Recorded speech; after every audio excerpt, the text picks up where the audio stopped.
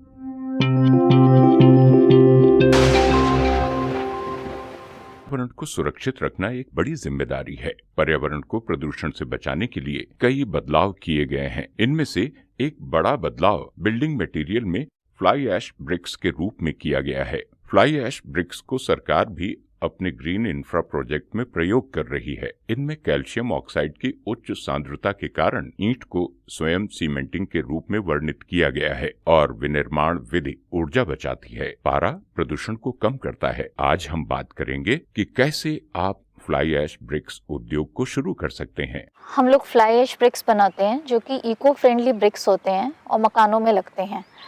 इसको बनाने के लिए हमें डस्ट की ज़रूरत पड़ती है, फ्लाई ऐश की ज़रूरत पड़ती है और सीमेंट की ज़रूरत पड़ती है।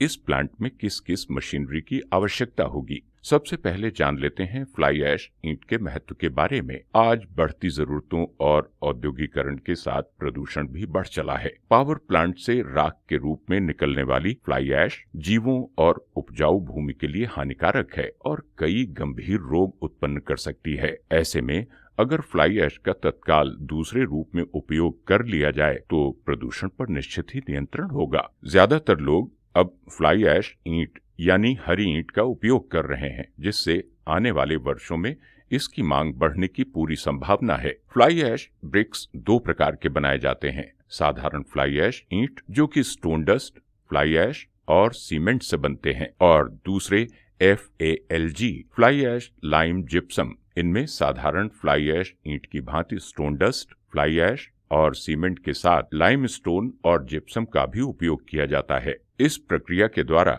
फ्लाई ऐश ईंट निर्माण में क्रांतिकारी बदलाव आया है। इसके द्वारा कैल्शियम एल्यूमिनेट्स कैल्शियम एल्यूमिनोसल्फेट्स में परिवर्तन हो जाता है और इन ईंटों में सिलिकॉन डाइऑक्साइड यानी SiO2 और कैल्शियम ऑक्साइड यानी CaO अच्छी मात्रा में होते हैं। ये लाल ईंट की अपेक्षा सस्ती भी पड़ती है। आइए जानते हैं फ्लाई ऐश ब्रिक्स के निर्माण की प्रक्रिया के विषय में। सबसे पहले मिक्सर मशीन में फ्लाई ऐश, सीमेंट और स्टोन डस्ट जैसे रॉ मटेरियल को अच्छी तरह से पानी के साथ मिक्स करते हैं। फिर मिक्सिंग के बाद मटेरियल को कन्वेयर बेल्ट के द्वारा हॉपर में भेजा जाता है। मशीन में 100 टन का पावर प्रेस होता है और इसी पावर प्रेस से मटेरियल को दबाया जाता है। मशीन में लकड़ी का बेस लगा होता है जिस पर डाई से ईंटें कटकर निकलती हैं। अब इन ईंटों को एक जगह स्टैक कर लिया जाता है। स्टैकिंग के बाद बैच के कुछ ईंटों पर स्टैकिंग की तारीख डाल दी जाती है और फिर इन्हें 2 दिन तक हवा में सुखाते हैं। इसके बाद इन ईंटों की 14 दिनों तक पानी से तराई की जाती है। तराई के बाद इन ईंटों को 14 दिनों तक धूप में सुखाया जाता है। ईंट को बनाने में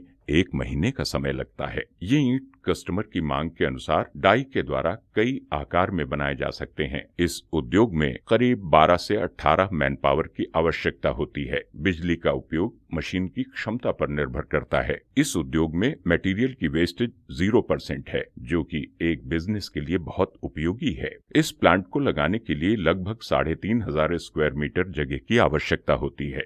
जो लैंड की जरूरत है वो आपकी कैपेसिटी के ऊपर है कि आप कितनी प्रोडक्शन की कैपेसिटी कर रहे हैं। लेकिन बेसिकली अगर हम लोग ये मान के चलें कि मिनिमम आप 10,000 ब्रिक भी बना रहे हो तो भी कम से कम आपको जो मिनिमम लैंड चाहिए होगी कम से कम आपको 2 बीघे के आसपास चाहिए होगी, क्योंकि उसमें आपको ब्रिक और रॉ मटेरियल भी रखना पड़ता है, प्लस ब्रिक स्टैक भी करना पड़ता है, जो कि आज हम ब्रिक बनाएंगे वो 1 महीने बाद तैयार होगी।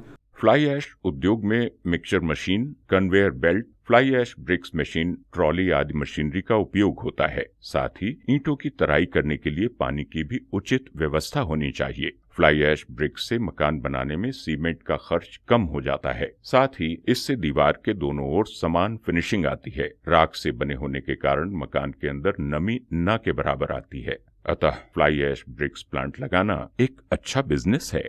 और हम यही चाहेंगे कि ज़्यादा से ज़्यादा लोग जुड़ें इससे, फ्लाई ऐश ब्रिक को यूज़ करें, फ्लाई ऐश ब्रिक बनाएं, जिससे कि पोल्यूशन फ्री वर्ल्ड रहे हमारा।